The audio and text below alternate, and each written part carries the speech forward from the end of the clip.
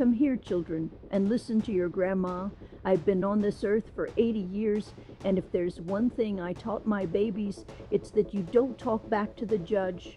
But Donald Trump, he just can't seem to help himself. I've got the receipts right here. It's day 3 of the New York civil fraud trial back in October 2023, and Judge Engoron finally had enough. He slapped Donald with a gag order. Why? Because Donald decided to go on social media and post pictures of the judge's principal law clerk, Allison Greenfield, trying to stir up trouble with some nonsense about Chuck Schumer. Now the judge says, enough, no more speaking about my staff, or you're going to start paying for it in cold, hard cash. Donald walked into that courtroom today looking like a boy who just got sent to the principal's office. But instead of being quiet, he's still out there calling the Attorney General a political animal. He just doesn't learn, does he? Before I tell you about the accountant on the stand and the Fantasyland math they used on those buildings, hit that subscribe button. Grandma's telling the truth that the young folks are too scared to say, subscribe to the truth or lies right now. Let's look at the rules of this cage. I'm not joking. Judge Engoron made it very clear he does not tolerate attacks against his court staff. He told Donald, consider this a gag order from here on out. If he breaks it, there will be sanctions. And what did Donald do?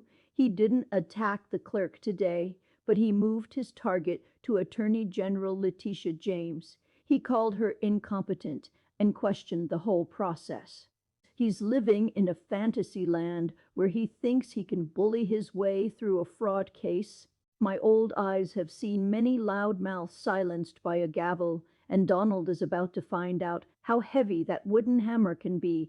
Later on, he even got fined $15,000 for breaking this very order. Now, let's talk about the actual fraud.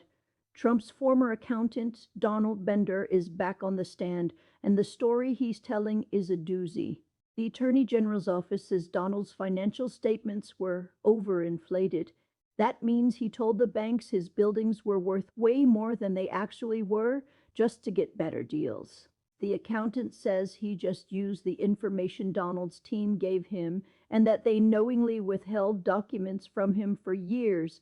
It's like telling your grandma you're an A student when you're really getting D's just so you can get an extra cookie. But in the real world, when you do that with millions of dollars, the law calls it fraud. And here's the kicker. Under this New York Executive Law Section 63:12, they don't even have to prove he intended to defraud anyone. The numbers don't match, and that's the end of the story. Donald is out there telling people he's not allowed to have a jury trial because he's leading Joe Biden in the polls. Child, please. I've lived through 15 presidents, and the law doesn't change based on a poll. Here's the real receipt. Neither side even requested a jury trial. Donald's own legal team didn't ask for one. He's trying to seize the narrative and make himself a martyr, but the paperwork says otherwise. It's incompetent to blame the judge for something your own lawyers didn't ask for. He's shouting at the clouds while the evidence is piling up on the table. Donald keeps saying, everyone got their money, nobody was hurt. Well, honey, that's not how the law works in New York. The Attorney General doesn't have to prove there were victims. She just has to prove you lied on your official business records to get a business advantage. If I tell the bank I have $1 million when I only have $1, it doesn't matter if I pay them back. I still lied to get the loan. Donald thinks he's special. But these 300 gigabytes of data and testimony say he's just another man caught in a lie. The whiplash his legal team is feeling is because they can't keep up with his mouth and the facts at the same time. So, Donald is back in court, day 3. He's under a gag order. His accountant is pointing fingers, and the Attorney General is sitting right there watching it all unfold. He can call her a political animal all he wants, but the numbers in those financial statements are the real predators here. Mark my words, children, You can adorn your towers in gold, but you can't hide the truth from a determined prosecutor and an 80-year-old woman with a memory like mine. The receipts are clear.